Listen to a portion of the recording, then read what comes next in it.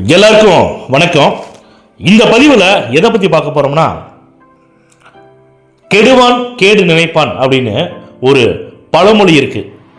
ஏன் இதை நான் சொல்கிறேன்னு கேட்டிங்கன்னா, நாம் தமிழர் கட்சியில் இருக்கக்கூடிய அனைவருக்குமே வாய் நீளம், நாக்கு பார்த்தீங்கன்னா ரொம்ப நீளமாக இருக்கும் இல்லையா? சராசரியாக ஒரு மனுஷனுக்கு இருக்கக்கூடிய நாக்கை விட அவங்களுக்கு பெரிய நாக்கு இருக்கும்.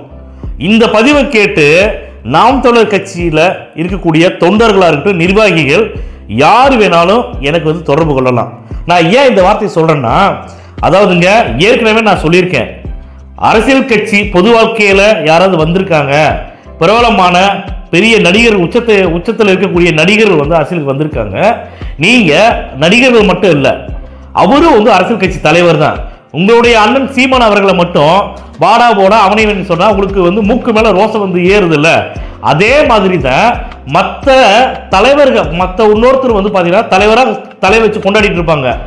அந்த தலைவர்களை போய் நீங்க நாவடக்கம் இல்லாம வாடா போடா அவனை சொல்லி மரியாதை இல்லாம பேசுனீங்கன்னா, உங்க மேல எப்படி, உங்க மூக்கு மேல எப்படி கோபம் வருதோ அதை விட பல மடங்கு அவங்க மூக்கு மேல கோபம் வரும் இல்லையா?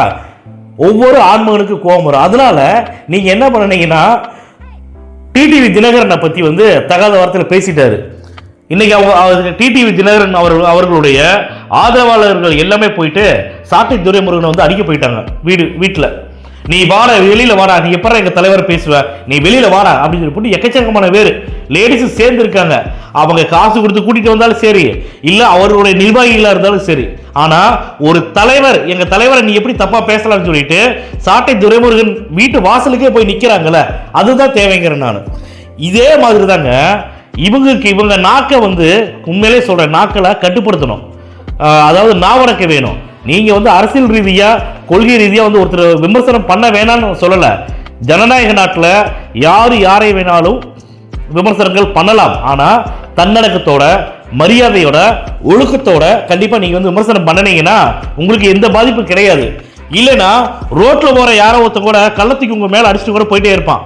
என் தலைவரை பத்தி நீ தப்பா பேசுற, அதனால உன்னை கல்ல விட்டு அடிச்சேன் அப்படின்னு சொல்லிட்டு அவன் யாருன்னு உங்களால கண்டுபிடிக்க முடியாது. அது உங்களுக்கா இருக்கட்டும், எனக்கா இருக்கட்டும், மற்றவங்களுக்கா இருக்கட்டும், மரியாதையா நீங்க யாரையும் பேசுறீங்கன்னா நிச்சயமாக இது நடந்தே தீரும். அதுக்கு ஒரு எடுத்துக்காட்டு தான் இன்னைக்கு சாட்டை துரைமுருகன் அவங்க வீட்டில் டிடிவி தினகரன் அவர்களுடைய ஆதரவாளர்கள் எல்லாருமே பயங்கர பிரச்சனை பண்ணாங்க. அதனால மக்களே, அரசியல்ல நான் ஏற்கனவே சொன்ன மாதிரி தான், அரசியல்ல நாகரிகம் அழுத்தத்துக்கு முதற் காரணம் யாருன்னா, இந்த நாம் தமிழர் கட்சி சீமான் அவராக இருக்கட்டும், அவர்களுடைய நிர்வாகிகளாக இருக்கட்டும், ஆதரவாளர்கள், இவங்க தான் முக்கிய காரணம்னு நான் சொல்றேன்.